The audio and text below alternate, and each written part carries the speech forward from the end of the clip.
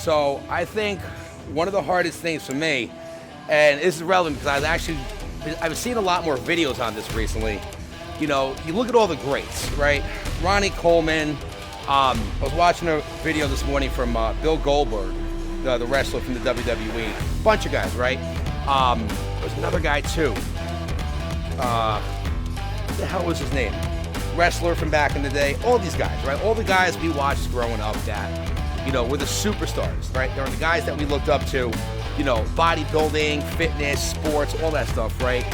And we would look at these guys, you know, as men, you know, and ladies too, right? And we look at these guys as being invincible, right?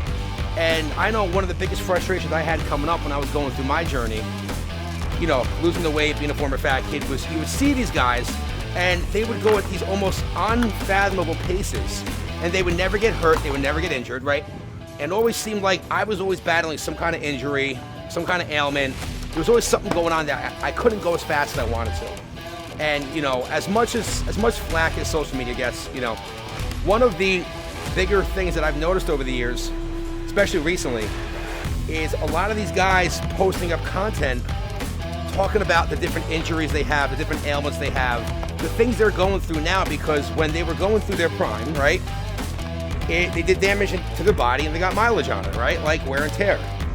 And, you know, I know some people watch this video going to be like, CJ, I told you were going to beat your body up. Well, listen, anybody who's ever done anything fucking great in life is going to have some kind of injury or ailment, like, or you're going to have some kind of tweak or injury. It's just, unless you plan on living your life in a fucking room, sheltered in bubble wrap the rest of your life, you know, a life worth living comes with damage and mileage, right? And it's for me at least anyway, it's very reassuring to see some of these guys out there, you know, going through the therapy treatments, going to the chiropractor, doing the rehab exercises, and doing like a lot of the, today I'm doing like one of my adjustable mace handles. I found this. It's not great, it's not horrible, but it works, right? And a lot of these exercises that when I was first coming up, I was always battling. So I'm like, oh, you know, I got to do the stuff that these guys are doing, but you know, I got to do this stuff to keep me healthy and moving pain-free. But in actuality, in the background, and one guy who was really phenomenal at this, you know, I hope he rests in peace, was the guy Rich Piana from 5% Nutrition, and he would just show like bouts of him doing, you know, Muay Thai, kickboxing, stretching, a lot of the stuff that a lot of people don't show. Kai Green's really good at that too, back in the day, but a lot more people are showing the other side of, like, you know, the fitness and sports and the wellness industry, where, you know, there's a lot that goes on behind the scenes that people don't talk about. Like, you used to pick up Muscle and Fitness back in the day, right? $5 magazine. And you would look at Jay Cutler's workout, or Ronnie Coleman's workout, or Arnold Schwarzenegger's 5-day leg routine, right? But they would show you the exercise, but they wouldn't show you all, like, the corrective exercise, the stretching, you know, the prehab protocols, all the things that went involved to keeping these guys' bodies healthy and, you know, moving pain-free for as long as they could. And, you know, the one good thing I say that comes out of a lot of these videos, especially with me, you know, a lot of people want to show the good and they want to show the amazing, where for me, I'm all about, you know, I'm all about showing the truth and the dark side. I mean, I was fucking shoulder pressing 20-pound dumbbells today. I don't know if you guys can see this, but I got some weird thing going on with my shoulder where it's not dislocated. This is actually really good today. It usually pops out by another ½ an inch higher.